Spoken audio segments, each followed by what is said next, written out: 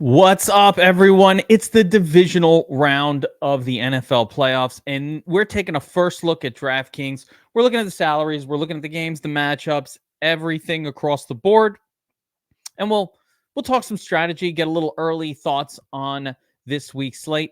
Of course, we're coming off of what was a pretty wild weekend of football action.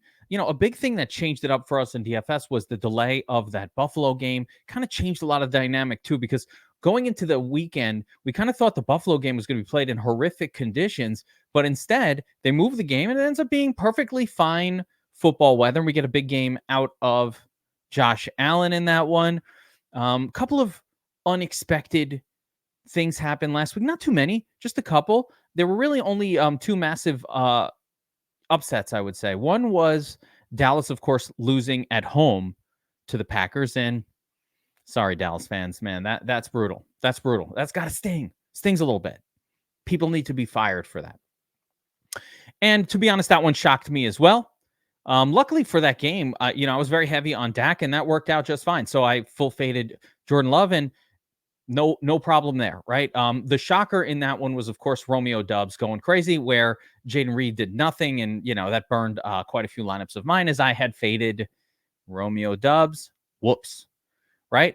The other big surprise was Houston pulling out the win at home against Cleveland, and some things were pointing in the direction of Houston getting that upset, especially late with some line movement that was happening, where everybody was kind of on Cleveland, but the line movement was moving towards Houston. And, all I can say coming out of that is, the real teams, the cream rises to the crop in the playoffs. And that's going to continue to be the theme of this breakdown. The cream rises to the top. That's how the NFL playoffs always goes. And, CJ Stroud at this point is the cream. We're going to look at some of those situations. I think there's overreactions and underreactions to a lot of what happened. So we'll talk a little bit about that. And I want to throw some congratulations out to some nice DFS Army big winners from this weekend. The biggest one is, of course, Sox Fever 51, second place in the power sweep for 20K. Almost got there. Congrats to my man, Sox Fever 51. On this one, we're coming for you, Saber Sim Boost. Coming for the Saber Sim. We'll see. Some more big wins here. B-Dubs, our own B-Dubs, who does breakdowns for NBA for us, taking one down in NFL. 3K winner, first place right there. Triple H, suck it. Triple H. Taking down first place. A lot of handcrafted winners here, so very exciting to see that. And a lot of the of course, J Real, regular in my channel in Discord, 3K winner, another handcrafted smash right there. I believe that one, that one was a $3 entry, so pretty impressive. Nice little weekend of winning for the DFS Army subscribers. Good work right here being done by the Domination Station Optimizer as well, rocking the Sim Boost right there. And for those of you guys who are subscribers to DFS Army, we're going to be doing a full back test what happened last week's stream on Tuesday evening. So if you could watch that anytime. So part of being a part of DFS Army means we back test, we look, we see, we study, we learn, we try to get better. This is a craft where our opponents are constantly improving, and it's really, really important that we're doing the same. So check that out if you're a DFS Army subscriber. We're just going to be looking back, doing some back testing, what went right, what went wrong in the wildcard weekend. And by the way, what's with people calling it super wildcard? Is there anything lamer than that? I'm sorry. I refuse. It's lame. We'll not call it super wildcard, please. Anyway, let's take a look at the divisional round matchups here and get a little sense of what to look for. And then we'll break it all down. So looking at the 4-game setup for this Saturday and Sunday, it starts out with the Texans now heading out to Baltimore to take on the Ravens. The Ravens are heavily favored at home in this one. And, listen, can Houston keep up this thing they're doing by, both of the Saturday games have the same theme, which is the number one seed going up against effectively the lowest seed that advanced. Can Houston keep up this thing that they've been doing where they're performing against elite defenses, putting up numbers, making teams look stupid like they did to the Browns last week? Can they do that against Baltimore? We'll find out, but the odds makers don't think so, as Baltimore are installed as heavy favorites in that one. Similar situation with the Packers at the 49ers. 49ers with a monster 29.75 point team total. I love that offense, and I definitely am looking to get pieces from that offense in all of these lineups.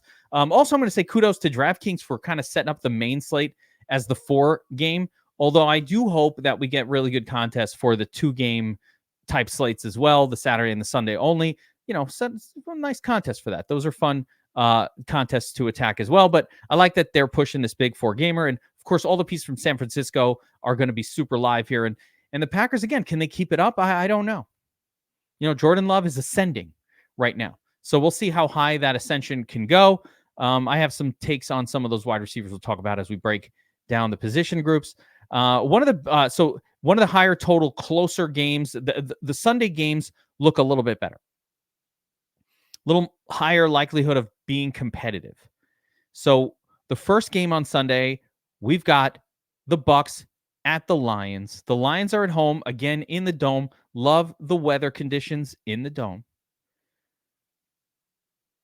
The lines are set for 27.5 points on the team total, with the Bucs coming in at 21. The Bucs look great against the Eagles, but the Eagles are terrible. The Eagles are a team that is a mess. I don't know what the hell's going on over there. I think they're going to run into some trouble here with the Lions. The Lions looked great. They have so many weapons on offense. The return of Laporta, he came back. He was fine. So you got Laporta over there. Jahmyr Gibbs having a nice weekend last weekend. And, of course, Amon-Ra, Josh Reynolds. You got a lot of Jameson Williams, a lot of pieces from the Lions side that I like a lot there. And on the Bucs side, yeah, also. As much as I didn't like Baker Mayfield at all last week or all season, really, I rarely played him, but he put up a monstrous score last week. They have some, Trey Palmer going to get us a cheap wide receiver in a game like that. Rachaad White will be a popular play as well. So definitely pieces from that game of interest. And finally, man, I'm going to say this one. My first feeling is this is the game of the week. KC at the Bills, 46-point total. Potential for this one to go a lot of ways, but I'm going to give it the old game of the week. Boner alert. That's right. That's the one. Josh Allen at home. Josh Allen continues to put up monster scores, fantasy production, even without almost any help from Stephon Diggs. And I think at this point we have to really accept that Stephon Diggs is a very volatile option that's wildly overpriced for his expected range of production on that side of it. On the Chiefs side, we got a little bit of life out of Travis Kelce in the wild card weekend. We'll see if that can keep going here. But I think both of these quarterbacks and both of these teams are championship level and are going to step up more than usual. Like, these are teams that will get better in the playoffs and have looked better in the playoffs. So I'm going to give both the Chiefs and the Bills sort of a little bit more respect than I think what they got in the regular season. I like the over in this game total, and I think this is going to be a super competitive game. So I'm excited about that one as well. And let's jump over to DraftKings and break this thing down. I found some interesting angles, more so at the wide receiver and running back positions, that I want to talk about as we try to understand and really just grasp lineup construction for this weekend slate, especially for this 4-gamer. And I'll point out what I mean here as we go through it. But let's start at the QB position. And, this is the divisional round. Every quarterback who is still alive at this point is pretty good. Every offense that is available here is decent. So there's no obvious, no, I can't play them type of teams in here or players in here. There's no Steelers on the slate anymore. So again, it starts with Josh Allen at home against KC. Josh Allen just keeps putting up big numbers every week. 33 points last week. That's what's to be expected. 29 the week before. The 33 against Pittsburgh wasn't even needed. That was an easy win for the Bills. Allen out there scrambling around, 74 rushing yards, 8 rushing attempts. So I think he keeps that going here. And for 8K, yeah, great. I think Josh Allen will get us up in the 30s once again. He's kind of actually fun to stack at this point because when you pull Stephon Diggs out of the mix, Khalil Shakir, Dalton Kincaid, it's cheaper guys that we're stacking him with at this point. Lamar Jackson, also at home, volatile type of player in general. If you look at the returns from Lamar, 22, 39, 19, 35, 14, 23, 15, 12, 37. He's all over the place. But working in his favor, Houston is pretty good against the run. They have a really solid run defense. So you would think that Baltimore will have to throw a little bit more in a game like this to keep it rolling. That's working in his favor. And I also think Lamar in the playoffs, not going to have any sort of apprehension about taking off and running. So, yeah, Lamar, also good. Pat Mahomes on the road at Buffalo. I probably prefer Josh Allen in that game. I'll take the favorite over the underdog when the quarterbacks are kind of similar, but, certainly alive as well. But I'm going to prefer Josh Allen in that one. CJ Stroud on the road at Baltimore. Again, not the best matchup, and I don't know that Stroud can keep this up.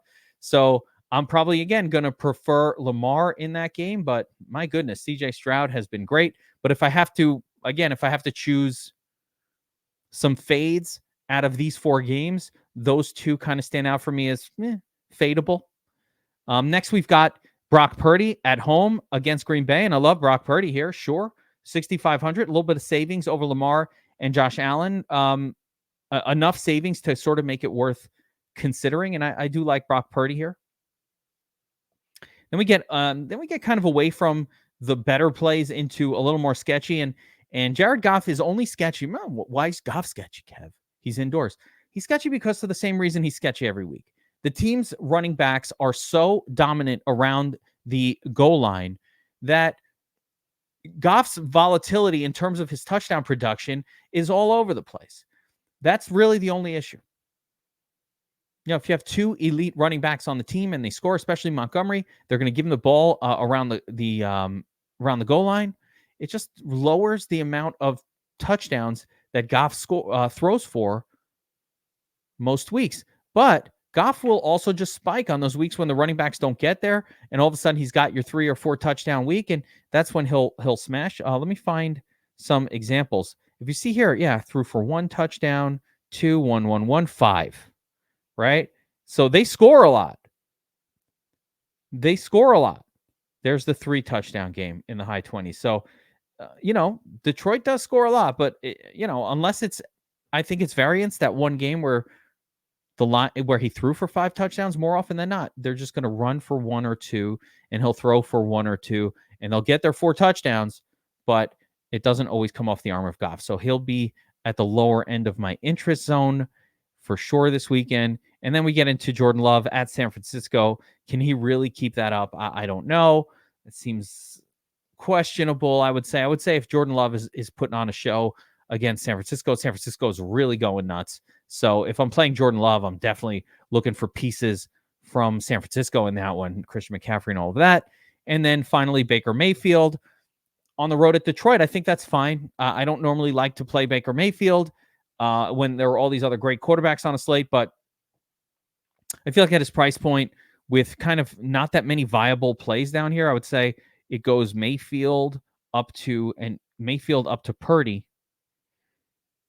up to Lamar and Josh Allen for me, where I think, again, if Mahomes is doing well, I think Allen's doing even better. And I think if Stroud is doing well, Lamar Jackson is probably doing even better. So it's not that I don't like those guys. I just like the other ones better. Similar to, like I said, last weekend, I said if Jordan Love is doing well, Dak is doing even better, which, as much as people were ripping me when the Packers were winning, Dak massively outscored Jordan Love. It wasn't even close.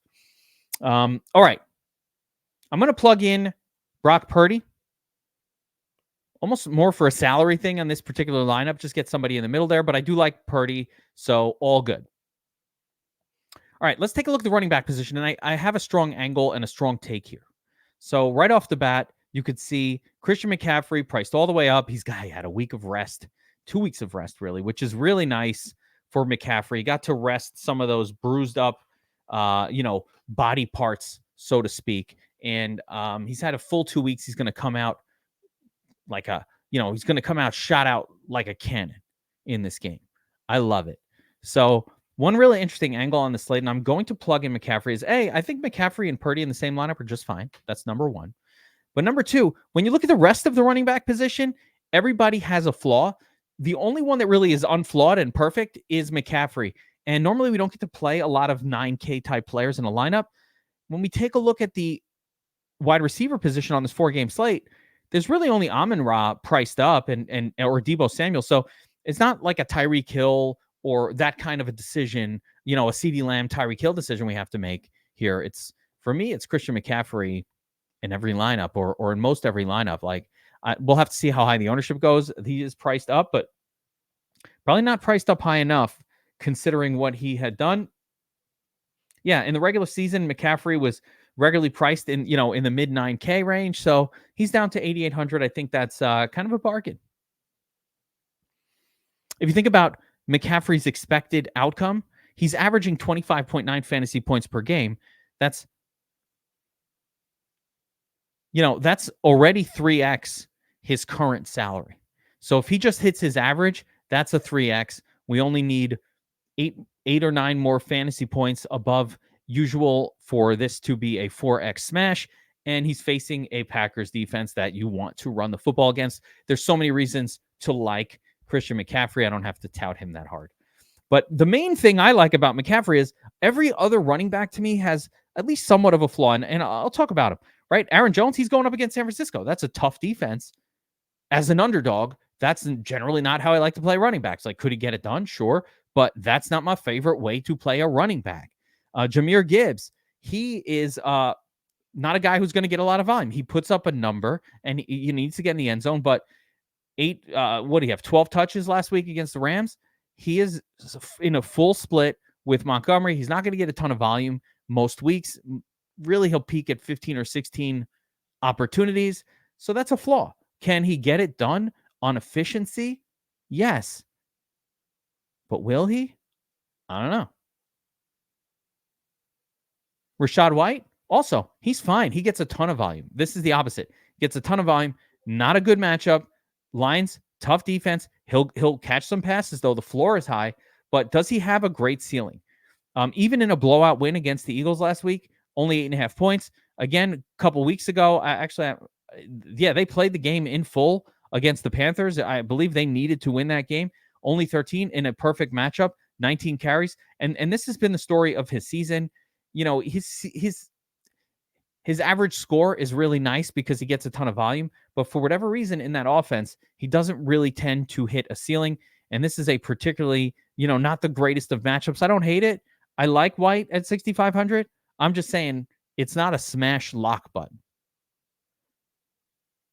Isaiah Pacheco, same deal. I like Pacheco here. He's getting all the work for KC. So that stuff is great. 24 carries, a target last week. I'll take that all day. I don't care what the end result is. So we're going to give him volume. I expect more volume here, but Buffalo's rush defense is good. But I think Pacheco stands out to me as my second favorite. We're going to plug him in here. Continuing on. James Cook, we know his flaw, right? Does not get the ball on the goal line that often. All right. Still had a great volume this past weekend and decent, acceptable 12.5 points, 18 carries, 4 targets. I'll take that all day. And, against the Chiefs, I'll take that all day. It's fine. But it's nothing I'm going crazy for. Montgomery, pretty much like Gus Edwards and Montgomery are basically the same thing. Going to get some goal line carries. It would take a surprise, a breakaway run, something weird to get more than that. Montgomery almost never catches more than 1 or 2 passes in a game. It's rarely enough to get it done. And if we look at his recent history with it, since he's been splitting, he's gotten up that 17, 18, 20 points once or twice here in good matchups, but you need 24 fantasy points to be relevant at 6K or in that range. It's not as intense on a 4-game slate as it would be on a full slate, but he barely can get there at this salary level. So he's just a periphery for me. Gus Edwards basically the same as Montgomery, just rarely gets enough volume to put up a score big enough to justify a high 5K salary level. Singletary going up against Baltimore defense, that's never good. So yes, he gets volume, and I like Singletary, but not a great situation on the road as a heavy underdog. The one name I want to mention outside of the group is Justice Hill. I think he's very interesting in tournaments, primarily because he just gets a lot of targets. Like, in the last game against Pittsburgh, 10 targets, 3 receptions, didn't catch a ton of them, but he was thrown to 10 times, including in designed routes, meaning these aren't just checkdowns a lot of times to Justice Hill. It's a design play. He's running he's moving out to the perimeter and running a route like a wide receiver on occasion. So he's got big play potential at 4,800. I like him as a tournament upside play. But that's about it for the sub. There's really not a ton of choices, of course. There's a smaller slate. Ty Johnson was also the guy that kind of got some work for the Bills, but I mean, 2s and 3s, and it's pretty gross. So he could pop off, but, only in a small percentage of ownership interest for me in large field play. All right, jumping over to the wide receiver position. Now, I talked about Christian McCaffrey and why I think Christian McCaffrey is very much in play. And if you take a look at the wide receiver position, you really understand what I mean here. While I like all the wide receivers that are payable, everybody's good. It's a great slate. There's not one guy who scares me to not own. Amon-Ra, for example.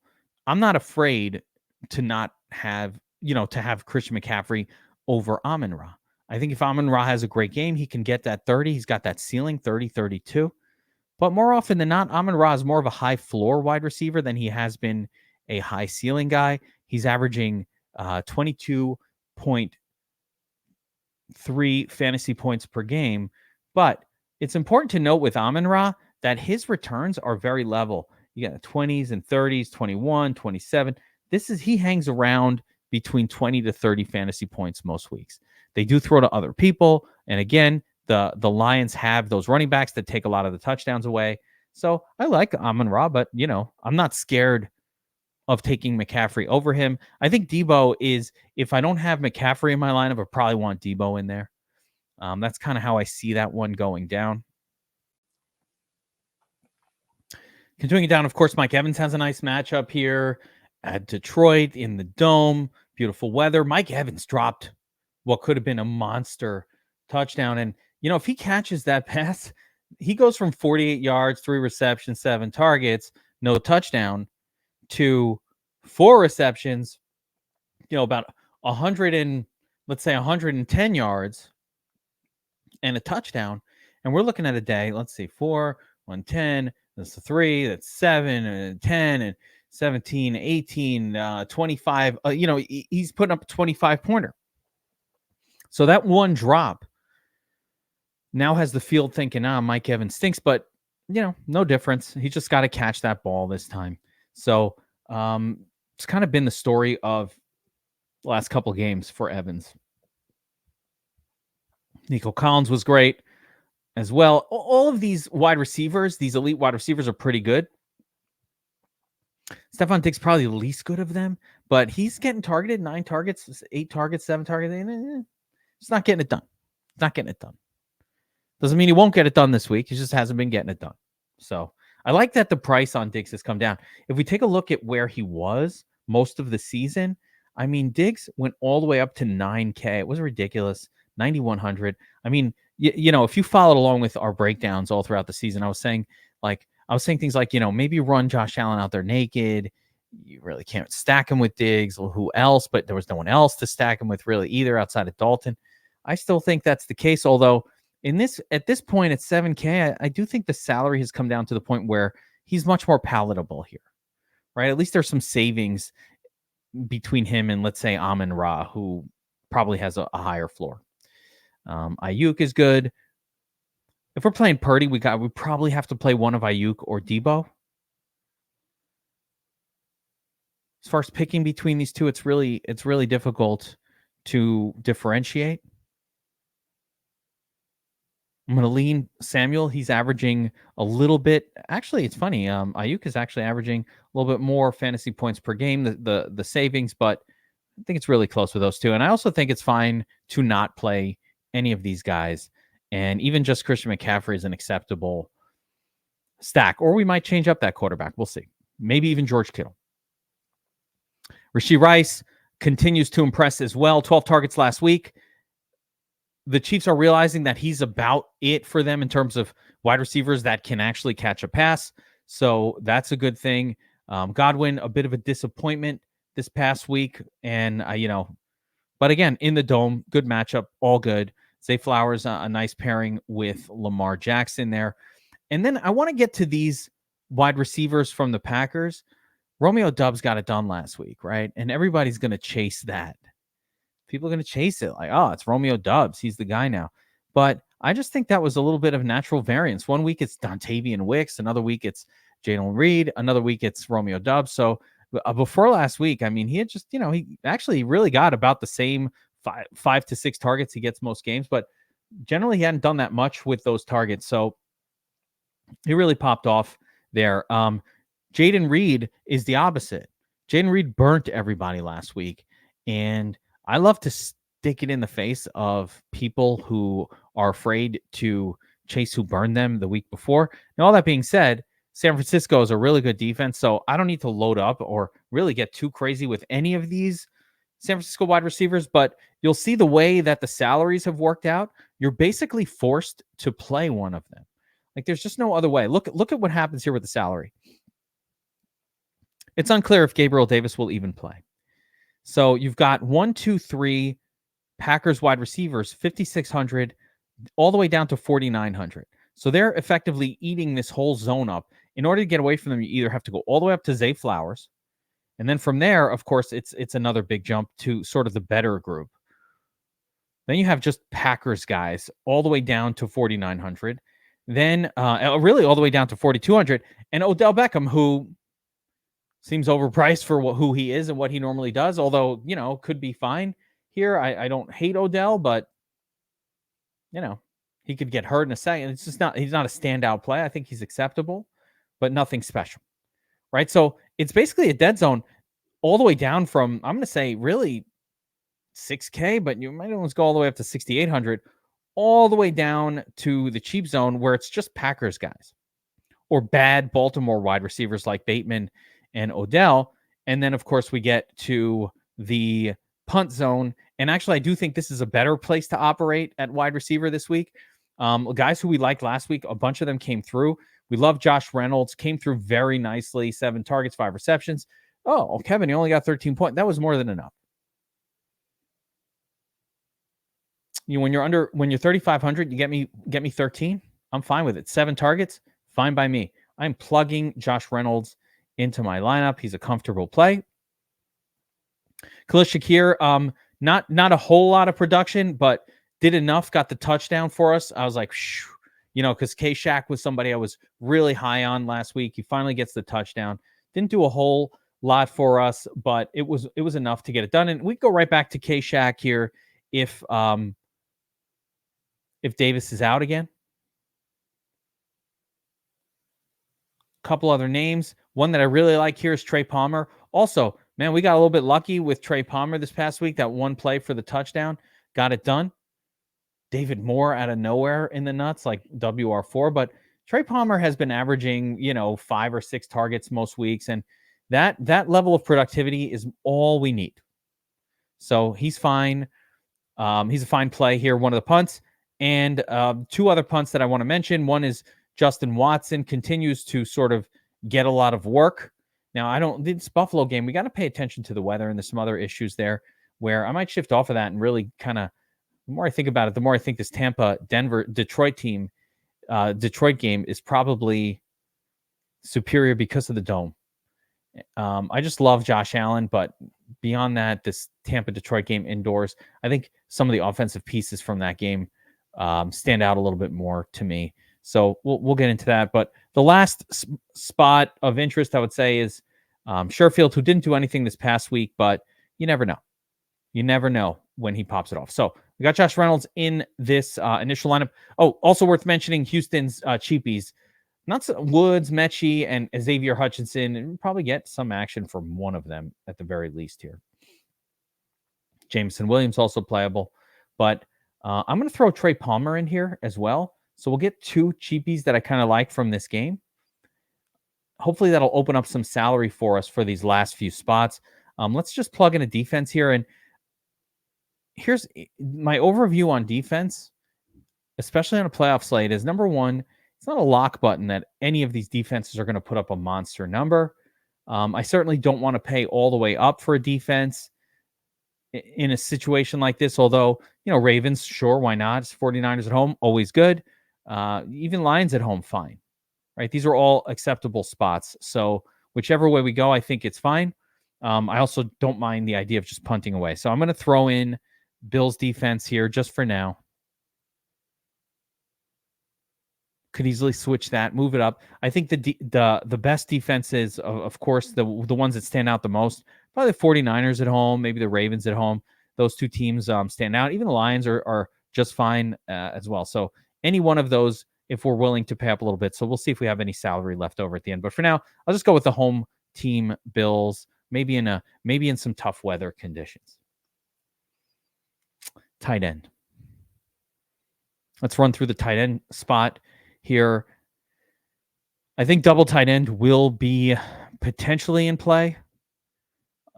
I have two kind of favorites that I like, but there's some cheapies. There's a lot of spots here where we can maybe do a little bit of salary savings at the tight end position. We can also pay up. So Travis Kelce coming off of, I would say one of his better. I mean, I don't know how to put it. He had a good game, didn't get a touchdown, but had he gotten the touchdown, we would have been really excited about it. But the most important thing is at $6K, Kelce, who's likely to get 7 to 10 targets in this game, is looking at as much volume as anybody, any wide receiver for a similar price. So I think double tight end, you put Kelce in there in your flex, fine by me, right? He's just so much cheaper than he's been that what was looked at as like these horrible score. Oh, he's only getting me 18 and I needed 28. Well, now at $6K, he really only needs to get a low 20s number and you're very, very satisfied with it. So I'm back on board the K-Swiss bandwagon. K-Swift. Mr. Pfizer, back in the game. Let's go. I'm on board with him. Sam Laporta, pretty much the same thing as Kelce, can get it done.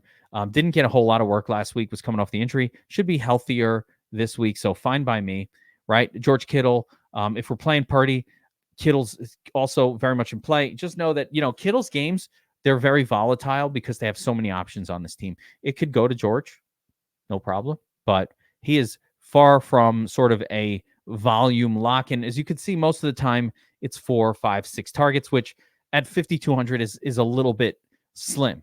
We need a touchdown. We need a big play from him. He could get him going. That's how the San Francisco offense works, but it's just something to note. I definitely like Kincaid quite a bit. Almost absolutely broke the slate open this past weekend. I think he dropped what could have been a second touchdown in that game. But Kincaid tends to get.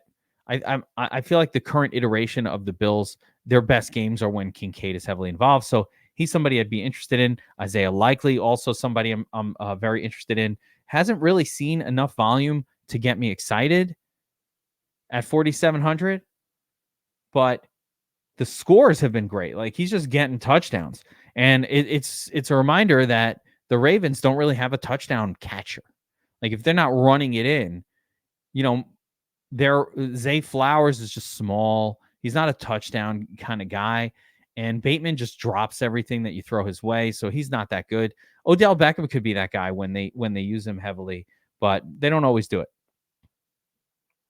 Tough matchup for Schultz here. Moving down, though, one guy I like a lot, Cade Otton, 11 targets last week, a monster target spike for Cade Otton.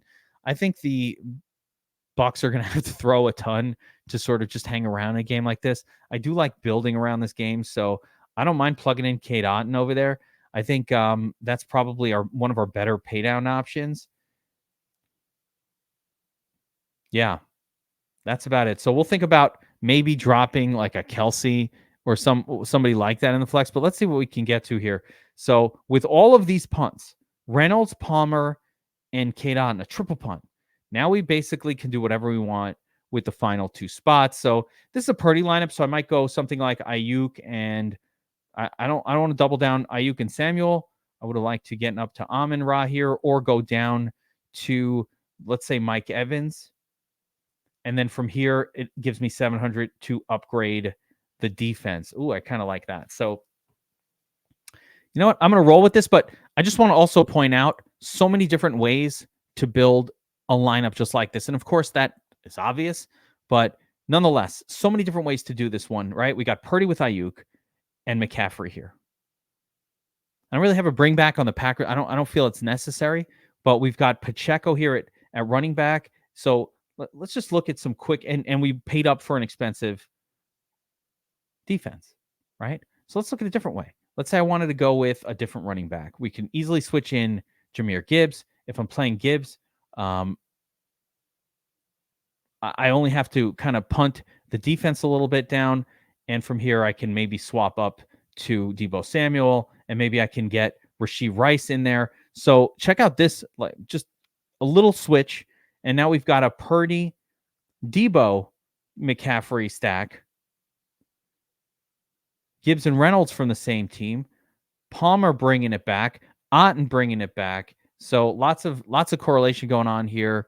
Lots of positivity. Again, there's a lot of different ways to do it. We can go with James Cook here at the running back position. Bills. So we're correlating defense and running back there. I'm adding a little bit of salary left over. So here we can, I was hoping to get the Amon Ra. I want to get Amon Ra in there. How do I get Amon Ra in there? So if I got Amon Ra in there, I probably take out